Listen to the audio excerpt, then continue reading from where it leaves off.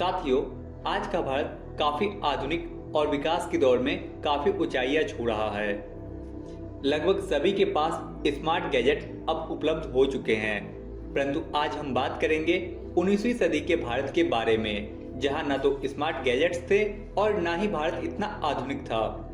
दोस्तों, आज का भारत कश्मीर से कन्याकुमारी तक सीमित है, परंतु एक वक्त ऐसा था जब अफगानिस्तान से लेकर म्यांमार तक भारत ही भारत हुआ करता था। उस समय लोगों की खान पान, बोलचाल तथा पहनावा आज के भारत से बिल्कुल ही अलग हुआ करता था। तो इस वीडियो में हम आपको बताने जा रहे हैं कि 19वीं सदी में अपना भारत कैसा लगता था। साथियों, अंग्रेजों के भारत आने की बात की जाए तो अंग्रेजों ने 16वीं शताब्दी में ही भारत में आगमन शुरू कर दिया था, जब एक तरफ शाहजहां द्वारा ताजमहल का निर्माण शुरू किया जा रहा था, तो वहीं अंग्रेज भारत में धीरे धीरे अपने पांव पसारने शुरू कर रहे थे। इस समय भारत में छोटे छोटे राजाओं के अलावा दो बड़ी ताकतें ही बची थी, जिसमें एक था मुगल साम्राज्य तथा दूसरा था मराठा साम्राज्य। अंग्रेजों ने इंतजार किया कि दोनों साम्राज्य आपस में भिड़े और अंग्रेज बाजी मार जाए। इसके लिए अंग्रेजों ने कई जाल बुने। सालों बाद अंग्रेज धीरे धीरे भारत की सत्ता पर काबिज होने लगे। उनको अपने गलत इरादों में कामयाब होने में 100 वर्षों से भी ज्यादा का वक्त लगा। इसके बाद 19वीं सदी के शुरुआत में यानी वर्ष 1800 में अंग्रेज मुगलों को पूरी तरह कमजोर कर चुके थे।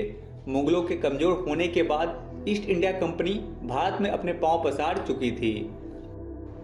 साथियों, अब हम समझते हैं कि 19वीं सदी में अपना भारत कैसा दिखता था। सबसे पहले हम लोग बात करेंगे पहनावा की। दोस्तों, यह वह दौर था जब दुनिया में कोई बड़ी टेक्नोलॉजी नहीं हुआ करती थी। लोगों का आपस में टेक्नोलॉजी के माध्यम से कनेक्टिविटी बिल्कुल भी आसान नहीं थी। जहां आज के भारत के पहनावे पर पश्चिमी सभ्यता का प्रभाव है, वहीं उस समय के भारत में ज्यादातर लोग धोती और गमछा ही पहना करते थे और उस समय के बहुत अमीर लोग कुर्ता पहन लिया करते थे। बाद में अंग्रेजों की शर्ट और टी शर्ट को कुर्ता ही कहा जाने लगा। आज भी यदि आप बिहार और उत्तर प्रदेश के कुछ इलाकों में जाए तो कई लोग शर्ट और टी शर्ट को कुर्ता ही कहते हैं। दोस्तों, अब हम बात करते हैं 19वीं सदी की आबादी की। दोस्तों, आज के भारत में जहां आपको भीड़ भाड़ देखने को मिलती है, उस समय के भारत में ऐसा नहीं हुआ करता था। उस समय भारत की आबादी करीब 16 करोड़ हुआ करती थी। दोस्तों, हम यहाँ उस भारत की बात कर रहे हैं जिसमें आज का भारत, पाकिस्तान, अफगानिस्तान तथा म्यांमार शामिल हैं। दोस्तों, अब बात करते हैं कृषि की। दोस्तों, उस समय के भारत में ज्यादातर लोग किसान ही थे। अपना जीवन यापन करने के लिए लोग कृषि पर पूरी तरह निर्भर थे। उस समय नील, कॉटन, अफीम, गेहूं तथा धान की खेती हुआ करती थी, जिसे अंग्रेज विश्व के बाजारों में अच्छी कीमत पर बेचते थे।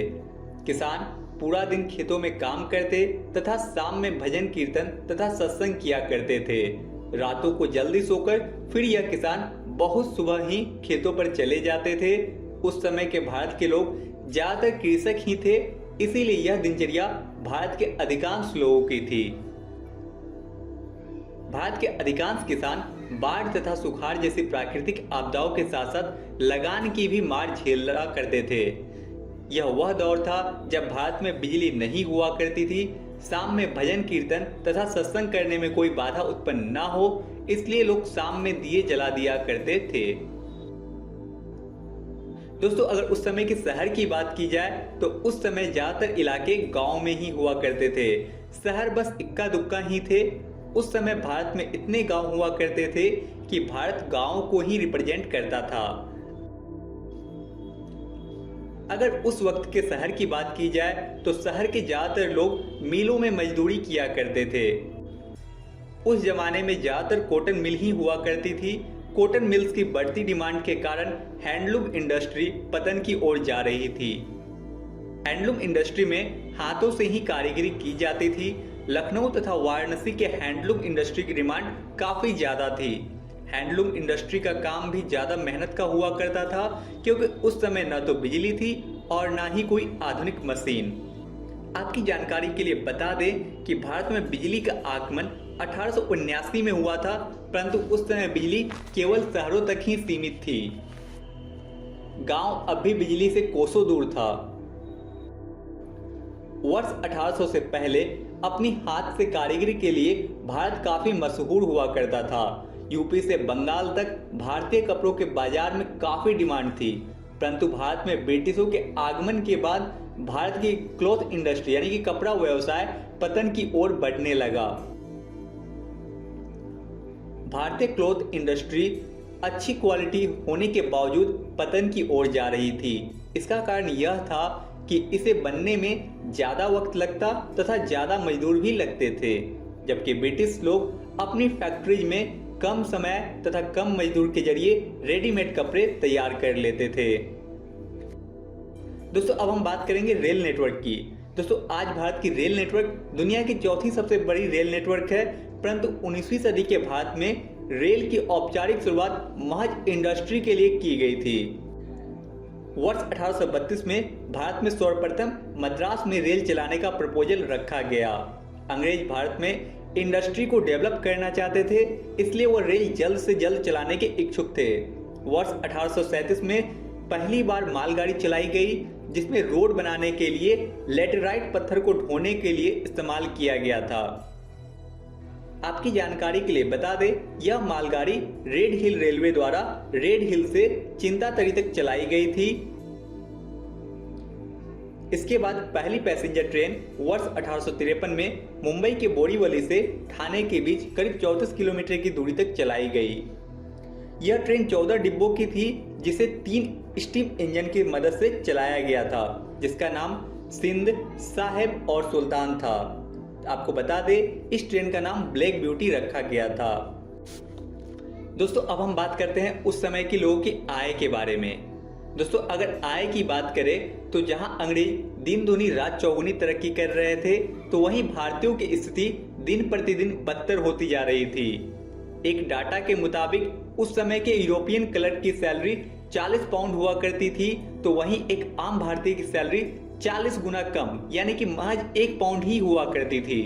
इससे आप अंदाजा लगा सकते हैं कि भारतीयों को आय उस समय कितनी कम हुआ करती होगी। दोस्तों अब हम बात करते हैं बीमारियों के बारे में। दोस्तों आज के जमाने में जो बीमारियां अब आम हो गई है, वह उस समय महामारियां हुआ करती थी, जैसे कॉलेरा और प्लेग। दोस्तों कोलेरा और प्लेग आज एक सामान्य बीमारी बन गई है, लेकिन उस वक्त ये महामारियां हुआ करती थी।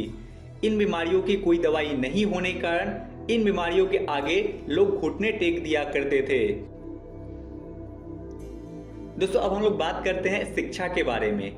दोस्तों अगर एजुकेशन की बात की जाए तो उस समय पुरुषों की साक्षरता दर 10% से भी कम थी, जबकि उस समय के महिलाओं की साक्षरता दर 1% से भी कम थी। यह आंकड़े ज्यादातर शहरों के थे। गांव की हालत तो शिक्षा के मामले में इससे भी खराब थी, लेकिन यह बिल्कुल नहीं था कि लोग स्किल्ड नहीं थे। उस समय के लोगों के पास स्किल और पारंपरिक ज्ञान काफी अधिक था, लेकिन उनके पास शिक्षा की कमी होने के कारण वह लगान वसूली को ठीक से नहीं समझ पाते तथा अपनी बनी चीजों को बाहर बेच पाने में असमर्थ होते थे। दोस्तों अब हम लोग बात करेंगे गांवों में व्यापार के बारे में। दोस्तों भारत के लोग उस समय वस्तु विनिमय में व्यापार किया करते थे, यानी कि एक सामान देने के बदले दूसरी सामान ले लेना। जैसे 5 केजी चावल के बदले 5 केजी दाल, एक मटके के बदले 6 केजी चावल। गांव में ऐसे ही व्यापार हुआ करता था। इसका सबसे बड़ा फायदा यह था कि गांव के अनाज को बाहर बेचने की जरूरत नहीं पड़ती थी।